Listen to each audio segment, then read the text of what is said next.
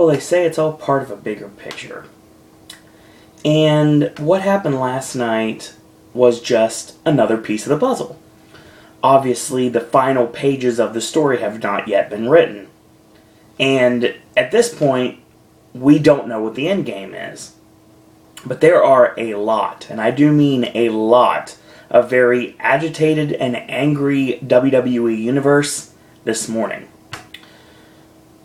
I actually know people that called their cable company and got a refund for the Royal Rumble. And I'm personally glad I was in attendance at the WDW Today live podcast, hanging out with all my friends in chat, instead of watching this live. Because had I watched this live, I would have recapped it right afterwards, and you would have got one of those seething Owen promos that you guys love so much. But no, I just finished watching it. It's about 12:30 on Monday morning, or should I say Monday afternoon in this case, and I want to discuss it. Now, everyone knew what was going to happen. No matter how much we wanted to believe that we were going to be swerved, and the IWC was going to be correct, and Daniel Bryan was going to not only enter the Royal Rumble, but also win the Royal Rumble, we all knew the end game. We all knew exactly what was going to be the case. Batista comes out on Raw Monday night, says he's going to enter the Royal Rumble, win the Royal Rumble, go to WrestleMania, and win the WWE World Heavyweight Championship. And he's already 1/3 there. Whether we like it or not. And I'll talk about Batista's interesting gear in this, that looking a lot like when Goldberg came back to WWE. Or came to WWE for the first time. You know, he wore the longer trunks and the knee pads, and not the boots, but the wrestling shoes, which is what Batista wore. He was more set for a collegiate wrestling match than a professional wrestling match, but that's just one of the nitpicks of the evening, and I've got lots of them. But before we get started with the Rumble, you know how we do here on Pop, we're going to talk a little housekeeping, and first off, I want to throw out a little bit of a thank you to each and every one of you out there that have watched a video in the time frame that we've had this channel. As of this very moment, we are at 24,956 views on the channel, which means we're very close to 25,000, and we're already halfway there to my big goal for 2014, and that is 50,000 views. Now, we're shooting towards 500 subscribers. I wanted 500 subscribers and 50,000 views. It's not going to come at the same time. Just like the last milestone didn't come at the same time. It's going to be, as of this very moment, setting at 432 subscribers. So we have 432 subscribers and almost 25,000 views. Not bad for just a little bit over a year, right? Our anniversary for this channel is coming up on May 1st, so look forward to interesting content on that. Now, more housekeeping. I'm pretty positive as of this very moment. It's not official. It's not a 100% guarantee. But I've pretty much figured out my dates for 2014. At least for September. Now, I don't know if December is going to be affected. It just kind of depends on when Reunion falls. Reunion dates aside, obviously, what I'm looking at right now is Reunion to be potentially starting on December 4th. If Reunion starts on December 4th, it's going to be December 4th, 5th, 6th, and 7th. And, of course, I'm going to go in on the 3rd. Hopefully stay at Bay Lake Tower, continuing my Deluxe Before Reunion deal that I've been doing the last 3 years.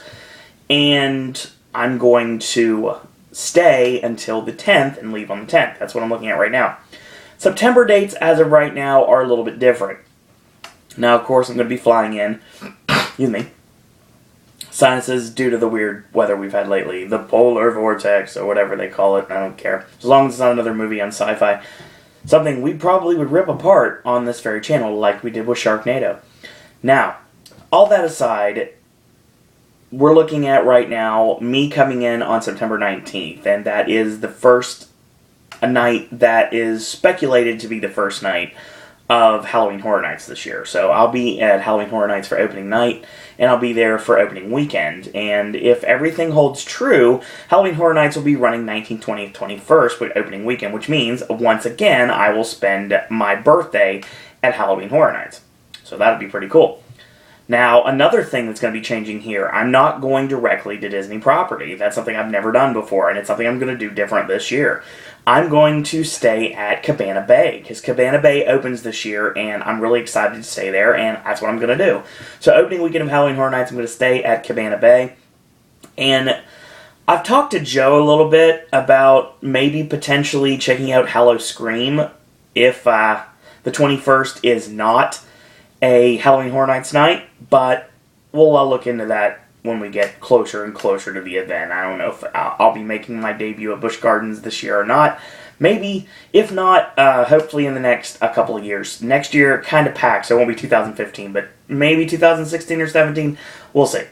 Now, another thing I want to throw into that, obviously my dad and my stepmother are going with me, and they're going to be checking in on the 22nd. So what I'm doing right now, I'm going to fly down on the 19th. I'm going to stay at Cabana Bay for opening weekend of Halloween Horror Nights on the 22nd. I'm going to take transportation to Orlando Airport, and then I'm going to meet my dad and my stepmom there. Once I meet them there, we're going to travel as a family over to the All-Stars. We're going to be staying from the 22nd through the 28th, and as of this very moment, on the 28th, I will be checking into DVC property to be announced, probably Animal Kingdom Lodge or Old Key West, depending on where I can get into, staying on rented points, and I will be there until the 30th, and once again, just like last year, I will be leaving on October 1st, so I will be there for opening weekend of Food and Wine Festival as well, so yeah, that's the plan as of right now, the 19th through October 1st. I believe it's almost the same plan as last year. Actually, I can check if it was the same plan as last year. Let's find out real quick. 17th, yeah. Yeah, I believe it was actually, so yeah. Awesome. Anyway, at any rate, let's talk about the Royal Rumble, and real quick, 2 new verses up this weekend.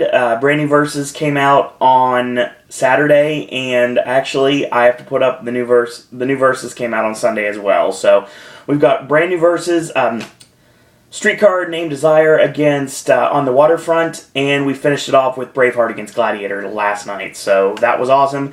Now this is our talking about the Royal Rumble. Tomorrow will be me talking about Raw, depending on whatever's going to happen on Raw, and that leaves Wednesday to be my Diagon Alley thoughts, so that's going to be coming up on Wednesday. Thursday will be the Film Independent Spirit Awards prediction video, and Friday we're going to be talking about That Awkward Moment and Labor Day.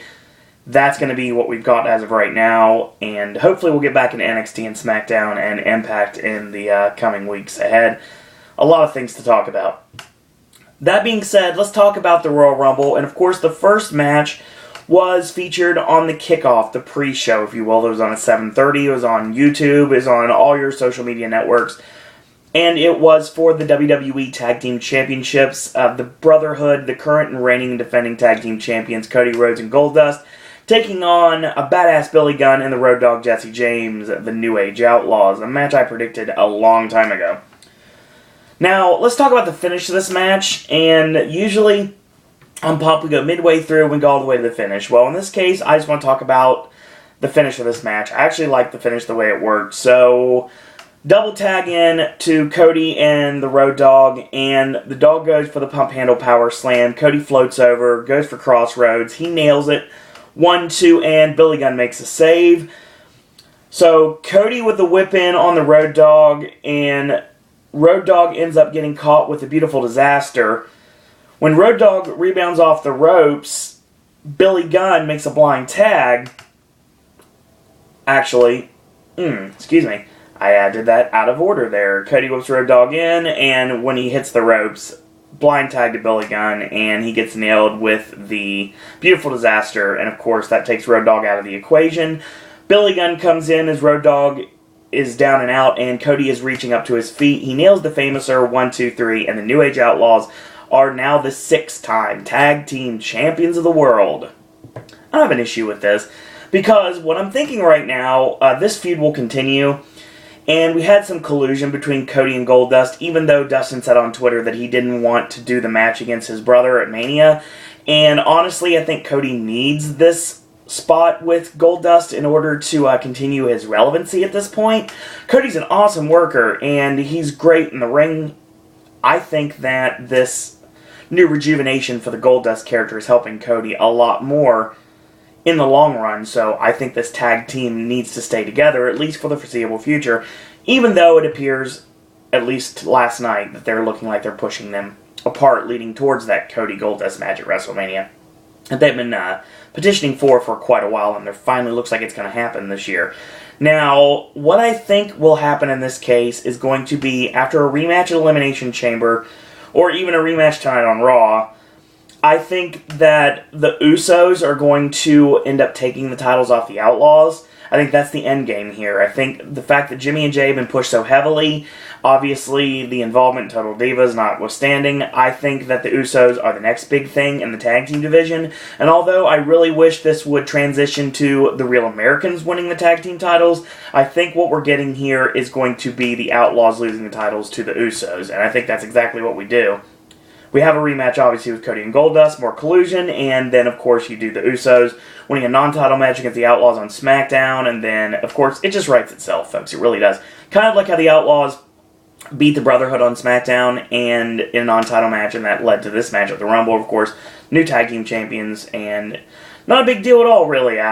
There's still some miles in the New Age Outlaws in WWE, and this will furthermore prove it. So, don't cry for Cody and Goldust. I have a feeling that their time is just beginning, and they may have lost the tag team titles, but there's a reason for it. I think the Usos take the titles off the transitional champions, which are the New Age Outlaws in this case. But it is nice to see Billy and Road Dogg win the tag team titles in 2014. So yeah, it's been 14 years since they've been tag team champions, so pretty interesting to see what we do with that. Obviously not talking about Voodoo Kin Mafia or the James Gang and TNA. We're talking about the New Age Outlaws, so there's always that. Interesting way to start off the official show. So, another thing aside, there were rumors that there was going to be a Divas title match between AJ Lee and Naomi. I have a feeling that'll happen on Raw tonight, and probably the same finish that would have happened on Raw tonight, that AJ beats Naomi. So, that was standing. We actually went into our next match, which was the first official match on the pay-per-view, and what a barn burner this one was. This match, right now, I know it's the end of January, I get that, but this is a legitimate candidate for Match of the Year as of this moment, and I'll say that right now. This match was just on point in every single way possible, and it made Bray Wyatt into a main event star. Now, I've been saying since the NXT days that Bray Wyatt was going to be big. Bray Wyatt's going to be a lot bigger than anyone, even I, ever expected. And Bray Wyatt, of course, is being sicked on John Cena. So, we'll talk about that later on. Anyway, this match was our opening contest. Let me get comfortable here, because this is going to be a fun one, folks.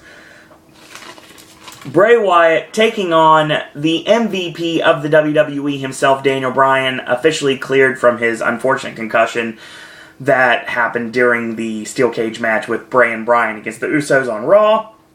And of course that led to Bray ended up getting turned on by Bryan. It was all a big ploy, it was all a big plot, and Bryan laid him out with a fire-breathing knee to the huge pop from the crowd. So Bryan officially in this match, and we were not sure if Bryan was going to be able to compete at the Rumble, but he came in anyway, and that's what we got. We got this revenge match, Bryan and Bray Wyatt, and this match was phenomenal. So, Bryan, midway through the match, figure fours the legs of Bray Wyatt. And he could do so many things in this case. As a matter of fact, as the American Dragon, Bryan Danielson, he did a lot of things in this case, and one of which would be raining down forearms, which we have seen in the WWE. Now, what he did in this case was he flipped Bray around, and he Super Dragon-style curb-stomped Bray Wyatt to a huge pop from the crowd. Makes a cover, and no count. Basically, Bray ends up kicking out before there even is an opportunity for a pinfall. So Bray gets back into the corner, and Bryan kicks him out. He locks the leg in the ropes and he starts kicking away at the leg. And then he charges in and he drop kicks the leg, which of course is exposed at this point. Bryan is targeting the knee, which makes good sense. So he goes for a suplex from the ring apron. He gets blocked and they go back and forth. And eventually Bryan gets picked up and they land on the ring apron. So in this case, Bray with a boot in the midsection. And he grabs his arm and he drops it over the ring apron in a very devastating fashion. Tosses Bryan in and he goes for a vertical suplex, but he basically just tosses him off. He doesn't fall back with it, he just tosses him off. Kind of like how Titus O'Neil does the fall-away slam without the back bump. Anyway, we'll go to that. And Bray locks on a modified chin lock. And an elbow out by Bryan, and Bryan with 3 forearms comes off the ropes, and he uses momentum, and Bray tosses Bryan over the top rope to the floor. So Bray comes out, and he rolls out of the ring. He grabs Bryan's body, and he drags him to the side of the ring post, to where his head is against the side of the ring post.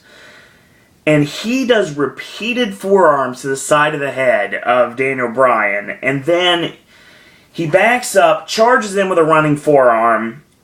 All this, of course, playing up on Bryan's concussion. Sometimes real life is great for business in this case. And Bryan falls to the floor, completely discombobulated. What does Bray do? Bray charges in and hits a running, leaping back senton onto Daniel Bryan while he's on the floor. Tosses him back in, makes a cover 1-2, and a kick out. So Bryan is trying to get up to his feet with the ropes. Bray looks like he's going to go for that slingshot to the middle rope that Luke Harper likes to do every once in a while. But it gets blocked with a boot in the midsection. Bray's like, I ain't doing this. And what does he do? He grabs his arm and he pulls him like face and neck first into the middle rope. So basically he's in trouble at this point, of course. And he makes a cover 1-2, and again Bryan kicks out, makes a repeated cover, hooks the leg 1-2, and a kick out. So he does those Vader style cross faces. And he locks on that modified chin lock yet again. Bryan again elbows his way out, ducks the clothesline, Bray with a boot in the midsection, and a huge Uranagi on Daniel Bryan.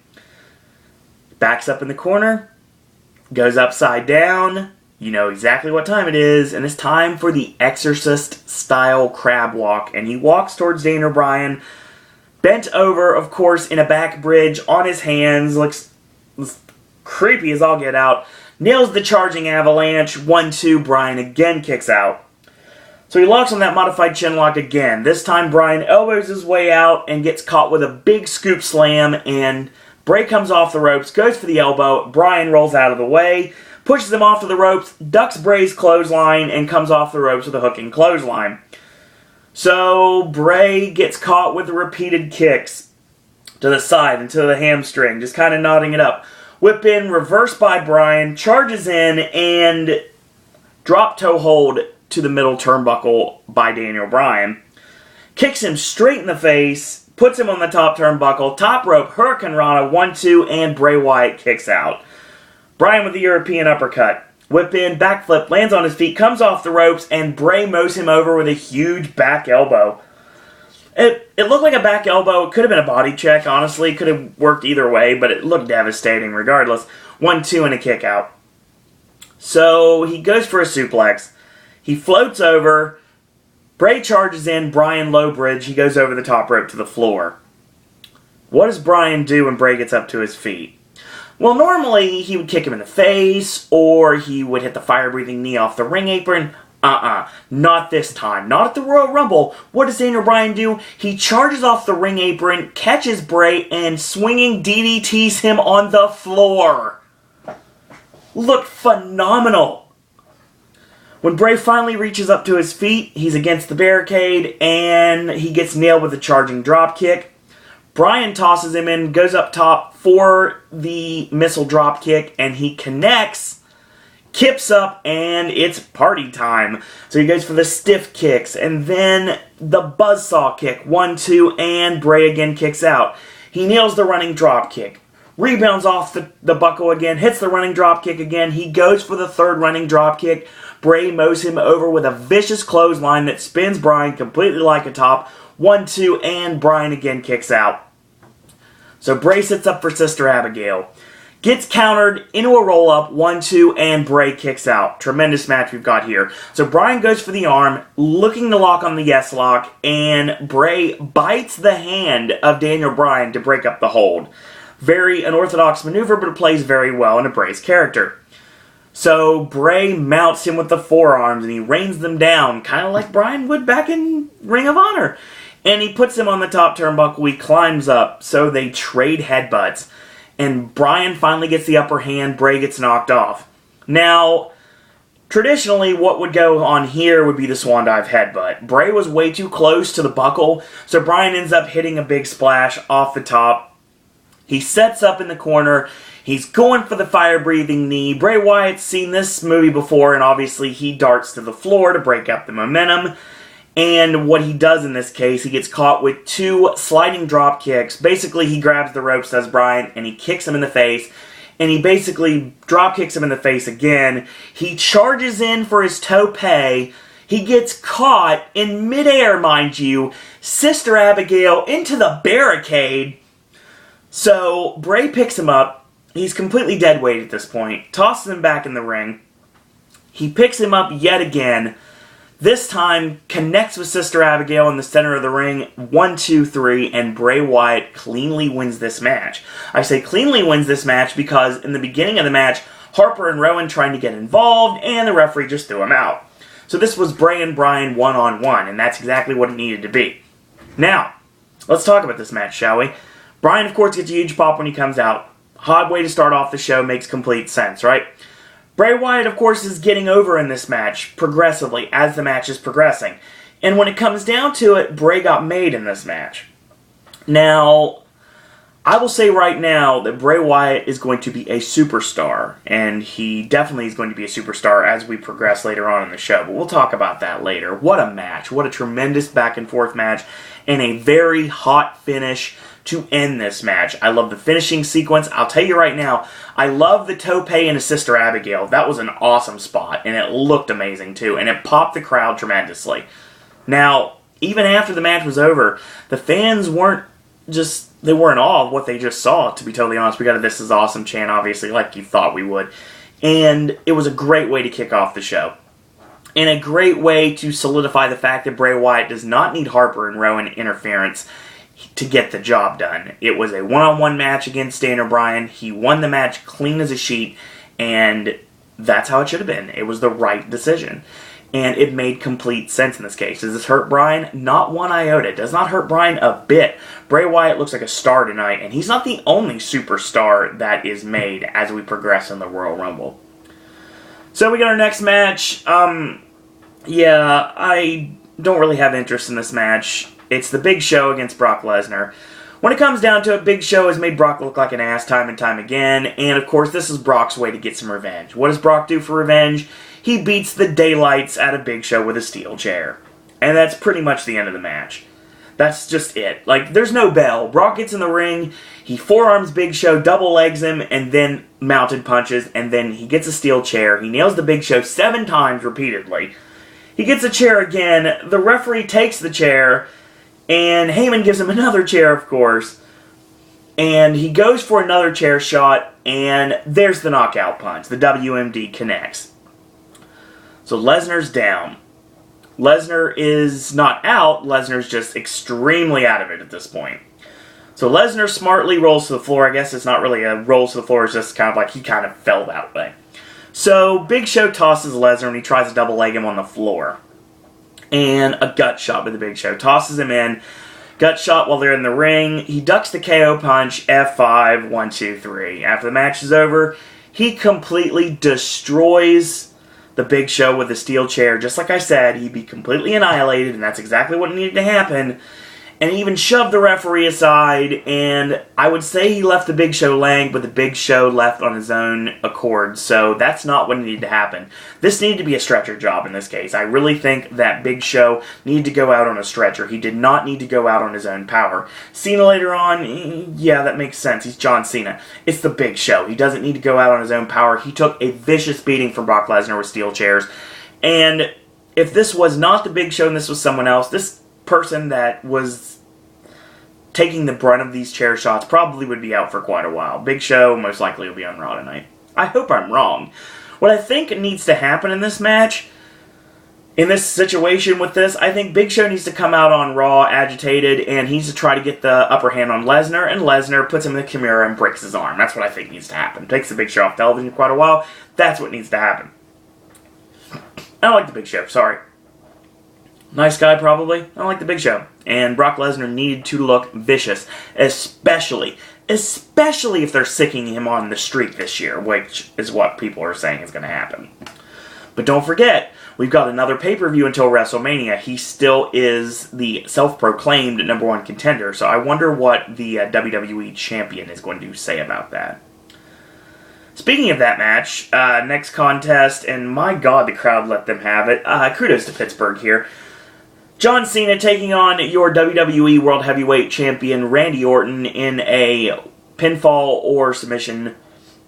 Must finish this match. There's no counts, no disqualification. That was not mentioned, but obviously it's pretty much the case. I would say there's no counts or no disqualification, but I don't know that for a fact. I'm just guessing based upon what I'm seeing here. So, let's talk about this match, shall we? Not terrible, but God, the crowd turned on it fast. So Cena goes for the AA. Get countered, boot in, DDT. So, real quick before we start in this match, the crowd just turned on it immediately. And the crowd was starting to chant random things. Well, at one point, they started chanting Y2J. Kudos to John Cena for spotting this and calling an audible and putting Randy Orton in the Lion Tamer. Not the Walls of Jericho, the Lion Tamer, because he had his knee in the back. And it was funny because when it was released, Orton looks at him like, huh? What just happened here? John Cena used the Lion Tamer? What? So, kudos to John Cena again. He doesn't get enough props here. So, Orton goes for his modified Garvin Stomp, and he climbs up, and he gets caught when he's trying to do his Heisman taunt. It's funny, because he's trying to do his Heisman taunt and everything, and of course the crowd are booing him because they just don't care. And Cena picks him up on his shoulders and falls back on it. And he comes off the ropes and a shoulder block, and he comes off the ropes and another shoulder block, and he nails the Proto Bomb, and he goes for the 5-knuckle shuffle. He gets caught with the thumb to the eye. Orton with a snap Samoa Joe style power slam, 1-2. Cena kicks out. So Cena catches Orton with a half Nelson neck breaker, 1-2, Orton kicks out. So he goes up top, gets caught. Orton climbs up for the Orton Crest Superplex, and it gets blocked. Cena ends up with 2 headbutts, knocking Orton off to the canvas. So he nails his leg drop to the back of the neck, which barely connects, but gets enough for a 2 count. So, and props to JBL for calling that. He goes for the AA, it gets countered, Orton with a 3.0 backbreaker, 1-2, and a kick out. So he goes for the snakebite DDT. Countered once again by John Cena, who backdrops Orton over the top rope to the floor. So Cena slides in to meet Orton, and he gets caught, grabbed, snakebite DDT on the floor. So Orton picks up the body of Cena, puts him in the ring, 1-2, again Cena kicks out. So he goes for the RKO. Cena picks the leg and goes for the STF. Orton gets to the bottom rope, calls for the break. So, Orton catches Cena with a neck snap off the top rope. Ducks the clothesline of Orton this time, and there's the Proto Bomb. And then the 5-knuckle shuffle with no one at all saying, "You can't see me," with John Cena. Goes for the AA, Orton grabs the ropes, and he's flailing away, and of course his back foot catches Charles Robinson in the face, knocks him down. This allows for Cena to lock Orton in the STF. Orton taps like a madman, but there's no referee, obviously. Nice false finish there. So Orton grabs the championship and nails Cena with the title, 1-2, and a kick out. Fans are not chanting "This is awesome" like they did in the opening contest. They're now chanting "This is awful." They have completely turned on this match. So Orton gets caught with the AA, 1-2, and a kick out. So they're trading finishers now. Orton nails the RKO, 1-2, and again Cena kicks out. We want Divas chant. Props to Randy Orton for throwing out the Heisman pose. Very appropriate. So he backs up, gets ready to go for the punt, and he gets caught. AA countered by Orton into a sunset flip, and Orton locks on the worst STF I've ever seen. As a matter of fact, he's got the legs grapevine right, but it's basically turned into more of like a sleeper hold, and then once he goes on to the very familiar side headlock Orton likes to use, just didn't look right, just didn't work at all. But kudos to Orton for trying it. Like I said, Orton STF kinda is what I wrote in my notes here. Cena transitions into the crossface, of course, and Orton bridges back, Cena's shoulders on the canvas, 1-2, and a kick out. So Orton with the AA on John Cena, 1-2, and a kick out, and Cena goes for his own version and nails, apparently we're going to call this the CKO, Cena knockout here, 1-2, and a kick out. So Cena picks up Orton, and he puts him on the buckle, he climbs up, and of course he's going for the AA off the top. Orton counters it in a big right hand. Cena is charged into, and he picks up the boot. Tornado DDT by John Cena. Goes for the STF again. Orton's almost to the ropes. Cena grabs him and drags him to the center of the ring, and he's probably going to tap at this point. What happens? Static, very familiar interruption, and the Wyatt family have interrupted this match. The lights go out. The Wyatts are surrounding the ring. They're all on the ring apron at this point. So Cena charges at all three of them, of course, to try to knock them off. He doesn't really hit them. He just charges them, and they go off the apron. And this allows for Randy Orton to hit the RKO 1-2-3, and he retains the WWE World Heavyweight Championship. So, I wonder if the devil made me do it is talking about Randy Orton. Not the Authority, what's best for business, not Vince McMahon. Maybe, just maybe, the devil himself, in this case, is Randy Orton. And I will say that until I am proven otherwise. If that's the case, then you heard it here first on Bob. So the Wyatts hit the ring, and Harper nails the big boot on Cena, and Rowan mugs Cena in the corner and tosses him into the big lariat from Harper. Actually, no, he hits the avalanche first. He whips Harper in with the avalanche.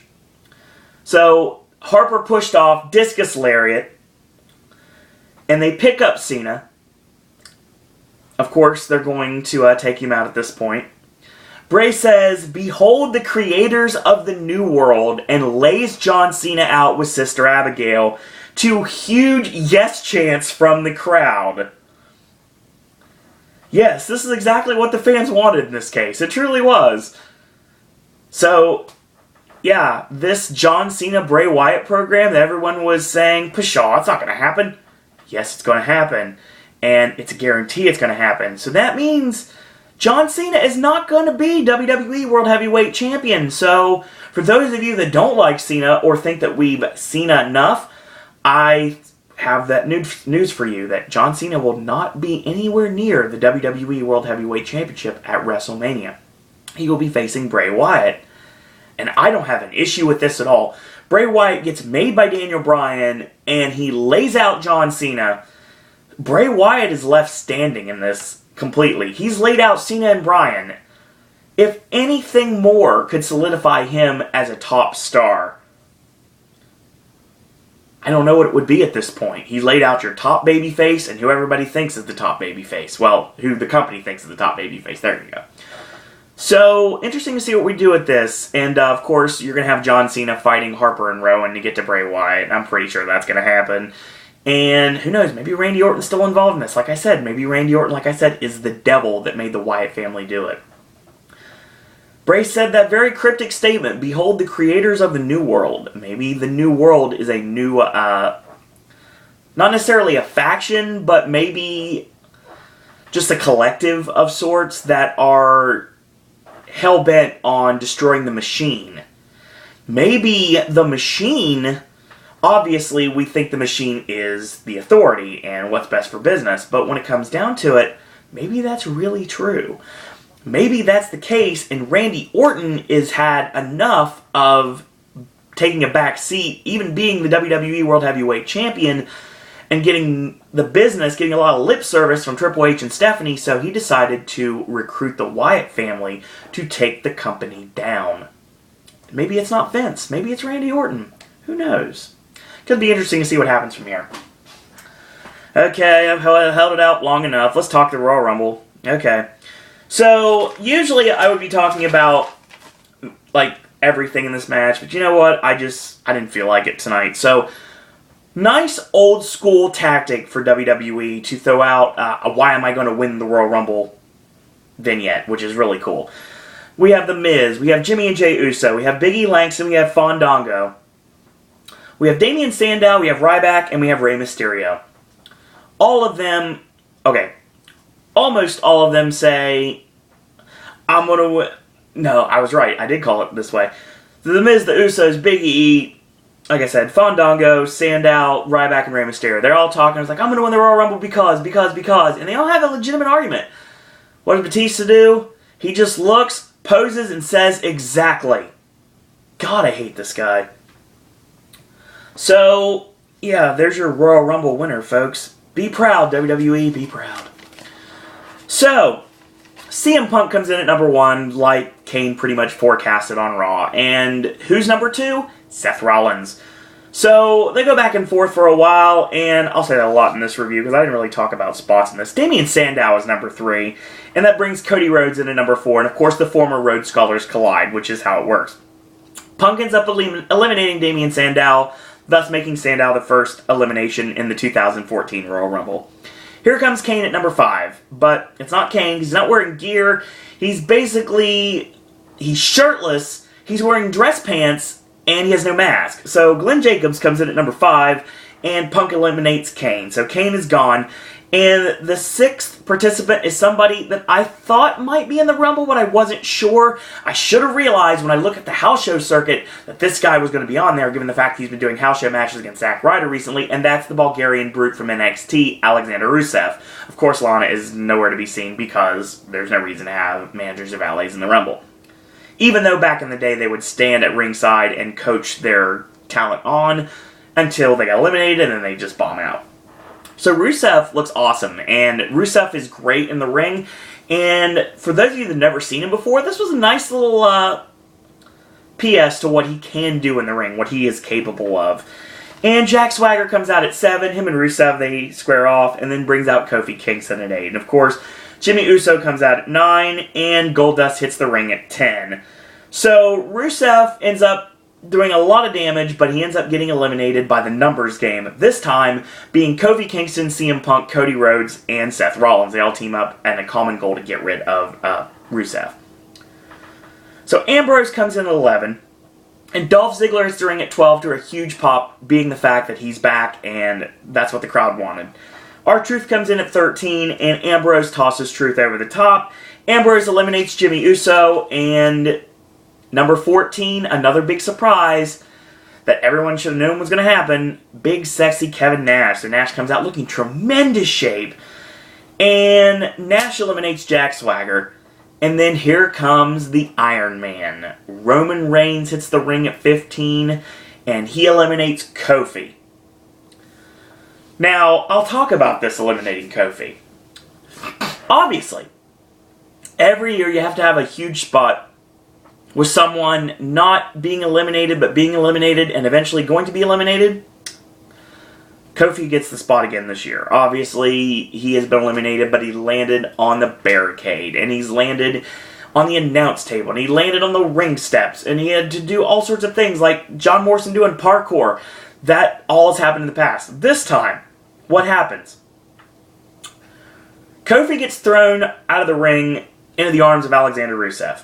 Rusev does his normal, putting him on he usually does it against the ropes, but he basically puts him against the barricade, and he hits his repeated knees, and he just bombs out. How's Kofi going to get back in the ring? So Kofi, of course, hasn't been eliminated yet because he hasn't touched the floor. So what does he do? He leaps off the barricade, lands on the ring apron, and gets back in the ring. Kudos. But still, it wasn't enough because Roman Reigns tossed him, so he was the first elimination for the Roman train here. So Roman tosses Dolph to a really bad reaction from the crowd, and Roman eliminates Kevin Nash. So it's funny, the Diesel push eliminated Diesel. How appropriate. Great Khali comes at 16, the crowd goes mild, and what do the Shield do? They eliminate Khali. Now technically, Rollins and Reigns had Khali gone and Roman with the final punch, but I count as a triple elimination for Khali, even though most pundits on the internet are saying that it was a elimination for Roman Reigns. Yes, Roman Reigns is part of it, but he was not the only person to eliminate the Great Khali, who, in my opinion, should not have been in the Royal Rumble in the first place. So Goldust inadvertently eliminates Cody, and Roman Reigns eliminates Goldust. So at this point, Roman Reigns has got 5 eliminations. So, yeah, there's always that. Sheamus makes his return at 17, one of the worst kept secrets in WWE, and The Miz comes in at 18. Fandango hits the ring at 19, and number 20, let's see who could it have been. It could have been a lot of people. It could have been someone on the current roster. It could have been Legend. It could have been anyone. Number 20 was El Torito. Okay, why? I understand why they did it. I get it, because Hornswoggle was on the Rumble once upon a time, but seriously, this is stupid. I like Masquerade Dorada, I really do, but this shouldn't have been in the Rumble. This should have been another spot instead, and I don't know who Wade Barrett gave his number to. Obviously, every year Wade Barrett talks about giving his number to the Godfather or Papa Shango or whatever Charles Wright wants to come out at this time. And probably the Godfather since he was on Old School Raw. But really, I mean, Wade Barrett wasn't in this Rumble, and El Torito was. It was so stupid. Torito ends up eliminating Fandango. Nice sequence, though. I really liked it. He went up against Punk. He got stopped. And I don't like Torito being in the Rumble, but I like what he did when he was in the Rumble. And Fandango ends up getting Jericho dropkicked off the apron. So Roman Reigns tosses Torito like a bad habit. Good. Gone. And here comes Antonio Cesaro at 21. What does he do? He starts swinging people. And he swings people left and right. And he swings Seth Rollins almost 30 times. Like 28 times. Luke Harper hits the ring at 22. And a lot of Ring of Honor in this Royal Rumble. It really is, honestly.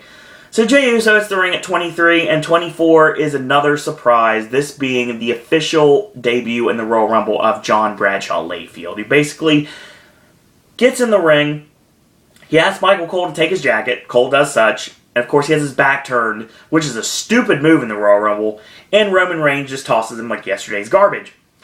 So Eric Rowan comes in at 25, and Luke Harper eliminates The Miz. So Harper eliminates Jey Uso, and here comes the big guy, Ryback at 26. His days in the company are numbered. Once he jobs to the Warrior at WrestleMania, I'm pretty sure he'll be in TNA by year's end. Or Jarrett's new promotion, depending on how you look at it. ADR, Alberto Del Rio comes out at 27. That's a nice number, and 4 guys have won from 27, but it was all for nothing, obviously. And here comes number 28, Batista. Like I said earlier, wearing wrestling shoes, Goldberg-style tights, and looking not very good. He had 2 collared knee pads, just didn't really impress at all. So Batista starts his dominance, eliminates Eric Rowan, and then he tosses Ryback, and then he eliminates Del Rio. Well, that program lasted a while, didn't it?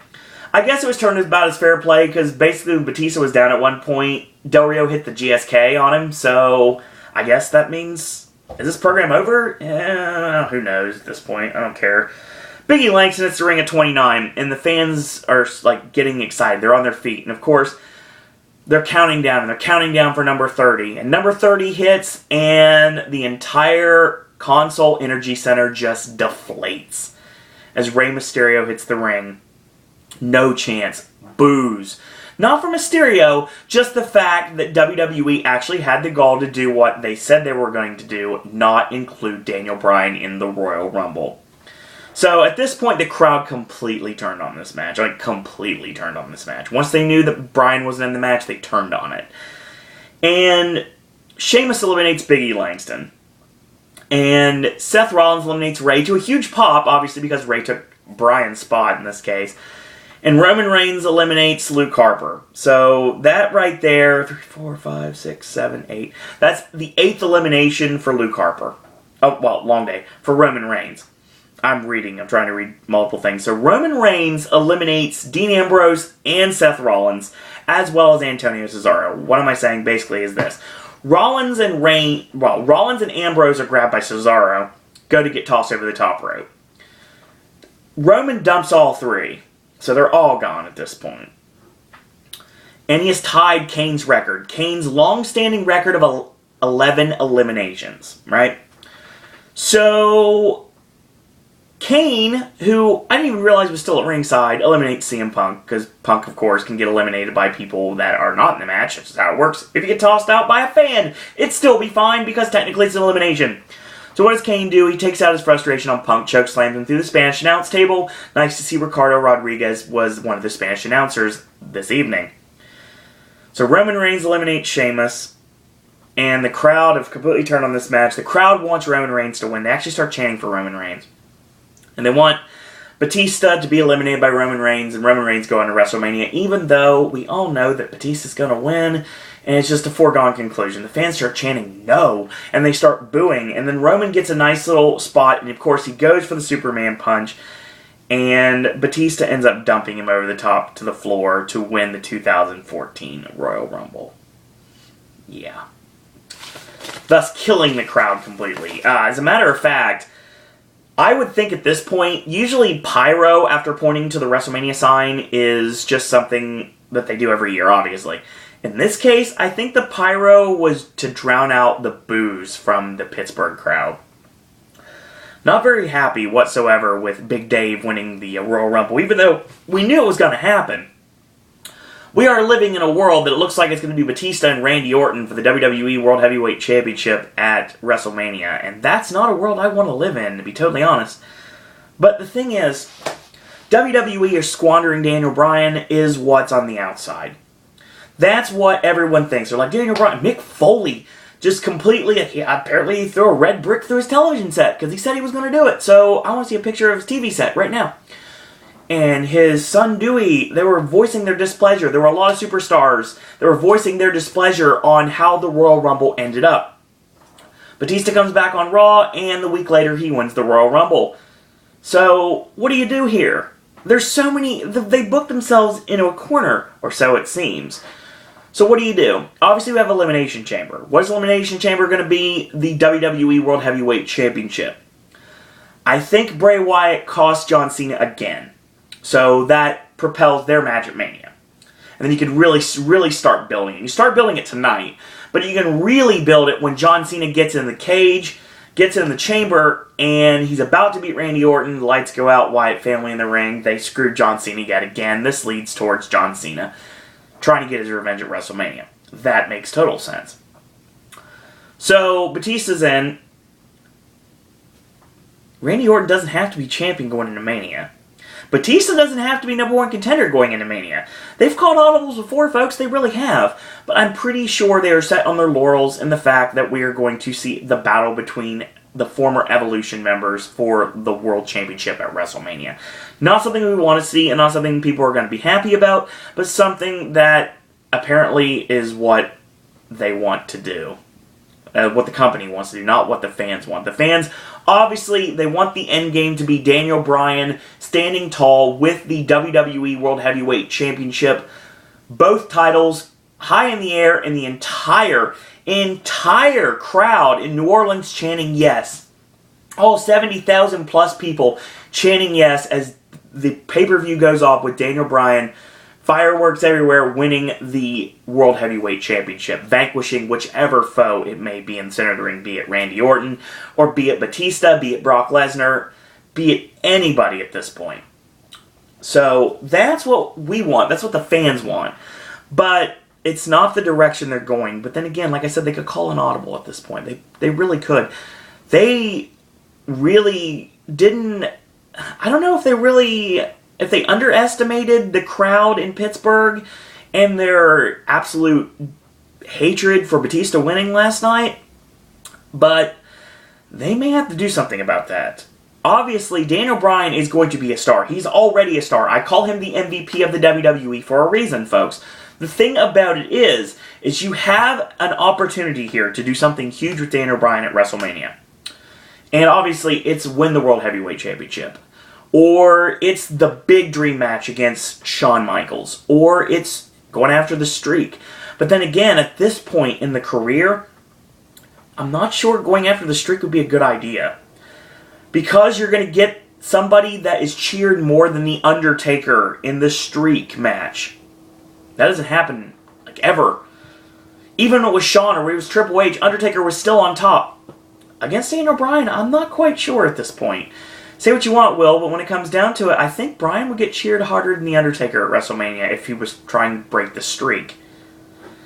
And at this point, I think that the WWE Universe, obviously Taker's streak shouldn't end, but if they're going to give it to somebody that's hot, I would say give it to Bryan. But the thing is, Bryan doesn't need it. The streak, if it ever is broken, needs to go to somebody who needs it. The problem is no one is built up well enough to need it. Well, to deserve it. There you go.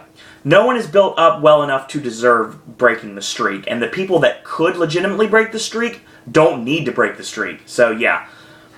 I think it'd be interesting to see where we go with Daniel Bryan from here. They're talking about Bryan and Sheamus rematch at Mania. I really think that's a red herring. I don't think that's going to happen. I might be wrong. They're like, oh, and you're just prolonging the inevitable. And I was like, no. You know, honestly, WWE, you do have the opportunity to surprise me and surprise all the fans by giving them exactly what they want and ending WrestleMania 30 with Daniel Bryan on top of your company like it should be all along. But I will say, props to WWE for putting the spotlight on Bray Wyatt and Roman Reigns tonight. They both looked like $1 million, and they're both positioned right where they need to be. Now, when the Shield splits up, Roman Reigns is going to be pushed to the moon and beyond. And Bray Wyatt, on the other hand, is going to be a main eventer. They tested this out, obviously, at the SmackDown we went to, when Bray Wyatt ended up winning a Battle Royal to get a shot against the World Heavyweight Champion. And they did this.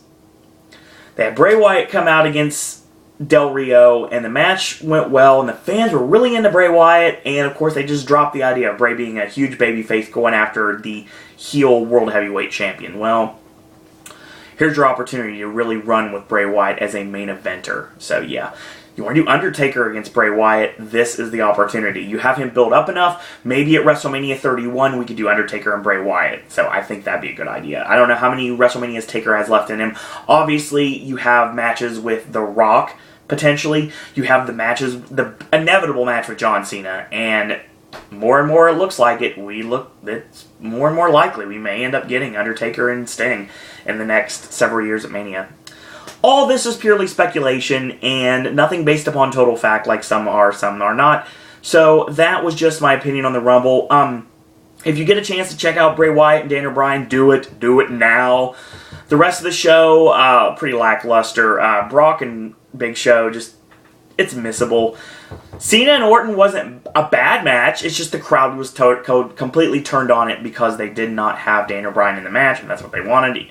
Speaking of completely turning on, Rey Mysterio getting completely booed out of the building was not because of Mysterio, it was just because he was not Daniel Bryan, and that's what the Console Energy Center really wanted to have happen.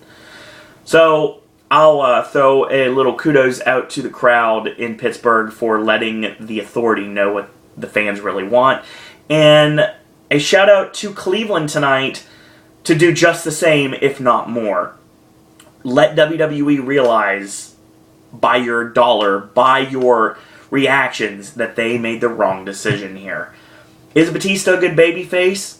Yeah, but right now I think the smart move here is turn him heel tonight. So, Bryan and Batista could be interesting. Bryan could have a good match with anything. He had a good match. Could have a good match with a broomstick. That's the old analogy. And he could work the Invisible Man. And he already worked a broomstick. His name's Khali. So the thing is, no disrespect there, but it's true. Daniel Bryan could be a miracle worker, and I'm pretty sure that's going to happen. Antonio Cesaro to go babyface soon. I think it's probably going to happen very soon. I really would like to see the Real Americans split up and Swagger and Zeb go together and Cesaro go to be a babyface. I've said all along Cesaro needs to be a world champion. I think he will be in the next 5 years. I would push that further because there seems to be more people that they want to push instead, i.e. Roman Reigns. So, and not a problem with Roman Reigns getting pushed. He's going to get a tremendous push when he breaks away from the Shield, and deservedly so. But don't cry for Rollins and Ambrose, because honestly, they're going to go places too. So, there's always that. So, in the meantime, if you like this video or like any of these videos, tell your friends about them, leave a comment, do subscribe, and help spread the word about Pop. If you want to like our Facebook fan page, which, trust me, I'll start adding things to very soon, Sir Owen Disney Pop on Facebook. You want to be my friend on Facebook, you're more than welcome to. It's Owen Disney. If you want to follow me on Twitter, it's @Sir Owen Disney. And last but certainly not least, if you want to send your thoughts, comments, queries, and opinions to myself, to any of the other Popcasters, stuff you want to see on Pop, criticisms about what you see on Pop, things you want to see more of on Pop, new segments you'd like to see on Pop, new verses you'd like to talk about, I'll certainly take everything into consideration, and you can do that in the simple manner of SirOwenDisney@gmail.com. In the meantime, wrestling fans, join us again tomorrow for Raw Fallout, and we will talk wrestling again after that. I don't know about NXT and SmackDown this week. I don't know about Impact this week, but I should get back in the Impact mindset. I wanted to get past Genesis and let everything start over again. We have the American Wolves, Davey Richards and Eddie Edwards are now in TNA, and it looks like Montel Vontavious Porter, MVP, will be making his debut very soon with the company. TNA back at Universal in the next couple of months, filming television where they belong, in the soundstage at Universal. So yes, it's a great time to be a wrestling fan, and it's a great time to be a Pop fan in 2014. So in the meantime, thank you guys and girls out there for watching, and until tomorrow, boys and girls, that's all I gotta say about that.